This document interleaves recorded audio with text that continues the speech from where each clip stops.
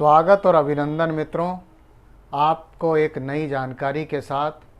मित्रों, आज हम चर्चा करेंगे इस देश के अंदर तेज़ी से पैर पसार रहे थायराइड रोग के ऊपर। थायराइड की समस्या से आज 5 से 7 करोड़ लोग इस देश के अंदर पीड़ित हैं और पुरुषों की अपेक्षा महिलाओं में 5 से 6 गुना ज़्यादा रोग पाया जाता है। मित्रों, अगर एक बार जीवन में इसकी गोलियां शुरू हो गई तो पूरे जीवन खानी पड़ती है। उसकी डोज तो बढ़ती चली जाती है, लेकिन उसकी गोलियां कभी बंद नहीं होती। मित्रों, शरीर में ग्रंथियों का कार्य बहुत अद्भुत होता है। अगर ठीक प्रकार से हमारा जीवन चल रहा है, अगर संतुलित हमारा जीवन है, तो ये ग्रंथियां ठीक प्रकार से कार्य करती हैं और थायराइड ग्लैंड, इससे निकलने वाले स्राव को, जो स्राव निकलता है, वह पूरे शरीर के निर्माण में, मांसपेशियों के निर्माण में, दिल दिमाग में, ग्रोथ में, विकास में ये कार्य करता है। वो उसमें मदद करता है, टॉक्सिन्स को शरीर से बाहर निकालता है, मेटाबॉलिज्म को कंट्रोल करता है और बॉडी के टेम्परेचर को मेंटेन करने का काम करता है। मित्रों, बहुत ही महत्वपूर्ण ये ग्रंथि कार्य करती है, परंतु इसका कारण अगर इसमें गड़बड़ी आती है तो क्या है? मित्रों, हमारा इस ग्रंथि को गड़बड़ अगर ठीक प्रकार से कार्य नहीं कर रही है तो हमारा चिंतन, हमारी सोच और हमारा भोजन इस ग्रंथि के कार्य को प्रभावित करता है।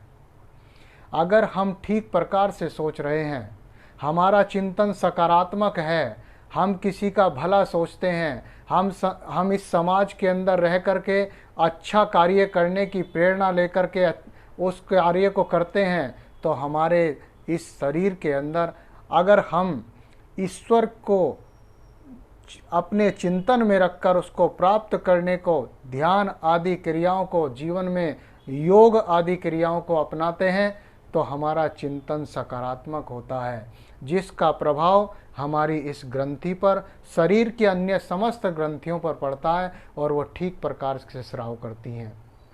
परंतु यदि मित्रों, अगर हमारा चिंतन नकारात्मक होता है, हम किसी का बुरा सोचते हैं, हम किसी का कष्ट देने की हमारी इच्छा होती है, चिंतन होता है, किसी के लिए गलत सोचना, ईर्ष्या में रहना, द्वेष में रहना, अगर ऐसा चिंतन हमारा होता है तो उसका नकारात्मक असर हमारी इस ग्रंथियों पर पड़ता है।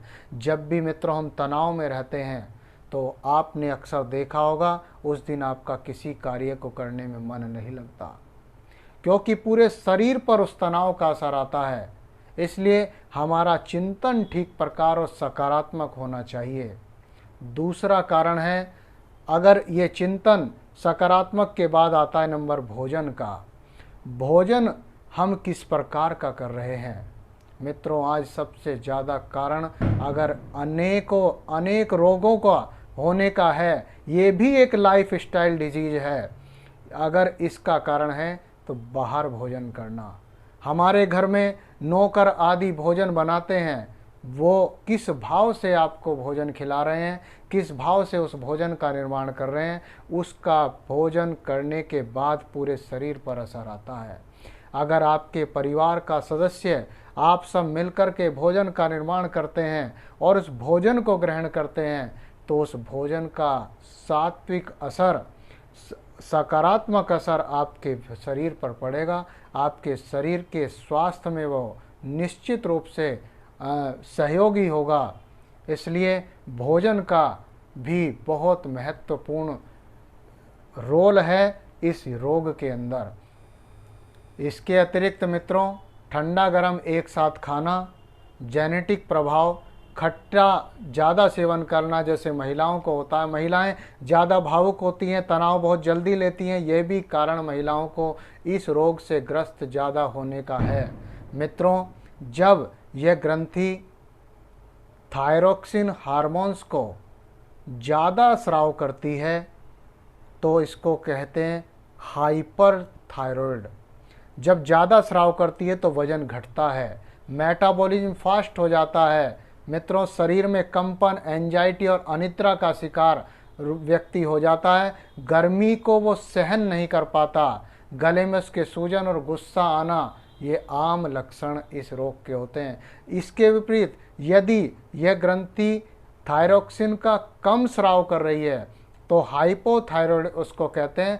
थायरोक्सिन का जब कम स्राव होता है तो मोटापा, मेटाबॉलिज्म स्लो हो जाता है, और मेटाबॉलिज्म जब स्लो होता है तो शुगर, डायबिटीज भी व्यक्ति को हो जाती है। किसी काम में उसका मन नहीं लगता, थकान हो जाती है, चक्कर आते हैं, ठंड ज़्यादा उसको लगती है, कैल्शियम और विटामिन डी का लेवल भी शरीर में कम हो जाता है, बालों का झड़ना, महिलाओं का मासिक धर्म में गड़बड़ी होना, गर्भ धारण करने में दिक्कत होना, शरीर में दर्द होना भी आम बात है।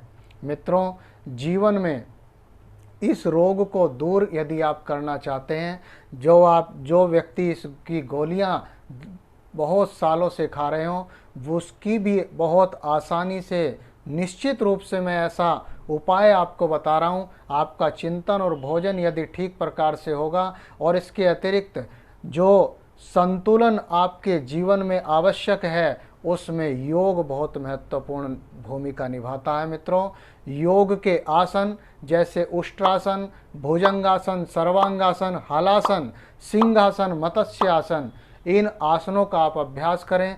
प्राणायाम में विशेषकर उज्जाई प्राणायाम और कपालभाति का आप अभ्यास करेंगे तो निश्चित रूप से कुछ ही दिनों में इस रोग से आप छुटकारा प्राप्त कर सकते हैं। मित्रों, इसके साथ साथ ये अंगूठे के नीचे जो उभार वाला क्षेत्र है, इसको दबाएं इन 4 उंगलियों से, या इस तरीके से आप इन दोनों तरह के अंगूठों के उभारों को दबाएंगे तो इससे भी ये थायराइड की समस्या आपकी निश्चित रूप से ठीक होगी।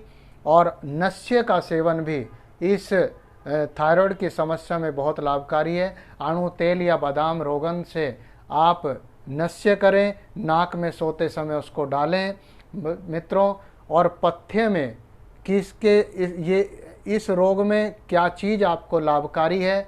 मित्रों, इसमें लाभकारी है सेंधा नमक, बादाम, अखरोट, दलिया, खिचड़ी, हरी सब्जी, हरी पत्तेदार फलियाँ, अलसी, नारियल का तेल, आंवला, गिलोय, एलोवेरा के जूस को मिलाकर के सुबह पीना, धनिया और मेथी रात को भिगोएं, सुबह उसको के आधा चम्मच दोनों को भिगोएं और उसको सुबह चबा करके ऊपर से पानी को पी सकते हैं।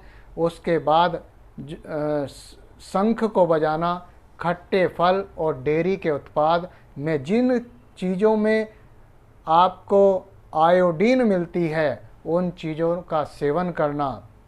उसके बाद डिब्बा बंद खाद्य पदार्थ, फास्ट फूड, चाय, कॉफ़ी, कोल्ड ड्रिंक, रिफाइंड इसमें जहर के समान है। मित्रों, जो व्यक्ति रिफाइंड का सेवन करता है वो थायराइड से बच नहीं सकता, उसके स्राव को प्रभावित करता है। इसके स्थान पर सरसों का तेल आप खाएं। चीनी, अल्कोहल, तनाव मुक्त जीवन और जो कुछ भी जीवन में कुछ आप करें, आपको कुछ भी उसके कर्म फल के रूप में प्राप्त होता है तो वो सब ईश्वर को समर्पित करते हैं। अपने चिंतन को पॉजिटिव करें। इस समस्या को आप निश्चित रूप से कुछ ही दिन में आप दूर कर सकते हैं। और आपको, अगर आपका चिंतन बदलता है, आपका भोजन ठीक होता है तो आपके थायराइड ही नहीं अपितु अनेक रोगों में आपके जीवन में उसका बदलाव आएगा और अनेक रोग आपके शरीर से दूर होंगे। आपको बस आज इतना ही। अगली वीडियो में फिर एक नई जानकारी के साथ। मित्रों, यदि मेरी बात आपको अच्छी लगती हो तो आप इस चैनल को सब्सक्राइब करें, वीडियो को लाइक करें और अधिक से अधिक लोगों तक इस जानकारी को पहुंचाएं। बहुत बहुत धन्यवाद।